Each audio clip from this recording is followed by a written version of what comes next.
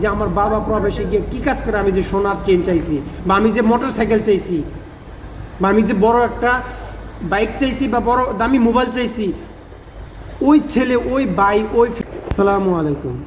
এই যে দেখতেছেন আমাদের প্রবাসী ভাইরা কাজকাম করতেছে, এটাকে বলে কানেকটেশনের যে কাজকাম করে ওরা। একটা ড্রেন খুঁজছে বা একটা ড্রেনের মধ্যে পানি গেছে, সে বৃষ্টির পানি পড়ার পরে বৃষ্টির পানিটা তারা উপরে উঠাচ্ছে। এক একটা প্রবাসী এরকমভাবে সারাটা জীবনের পর জীবন, বছরের পর বছর পরিশ্রম করে এভাবে বছরের পর বছরের পরিশ্রম করার পরে দেশে টাকা পাঠাচ্ছে, ফ্যামিলিকে টাকা দিচ্ছে।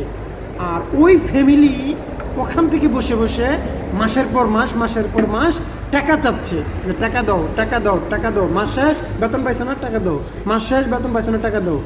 এক একটা মাস, এক একটা দিন যে কীভাবে পার করতে হয় এক একটা প্রবাসীর, ওই ফ্যামিলিগুলো ওই বাংলাদেশে বসে বসে তাকে দেখছে কোনো দিন, বা বলছে কোনো দিন?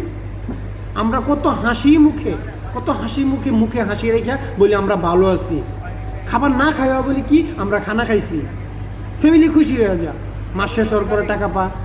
তো ওই ফ্যামিলিগুলি, আমার আপনার সকল প্রবাসীর ওই ফ্যামিলিগুলি, বিশেষ করে এই লেভেলে যারা কাজকাম করতে আসে বা কাজকাম করতে আমরা করি, লেবারের বা যেটাই বলি, না শিখে আসার কারণে, বা ওই ফ্যামিলিগুলি একবার চিন্তা করে নাই যে আমি প্রত্যেক মাসের পর মাস টাকা যে চাই, যে কীভাবে একটা টাকা আসে।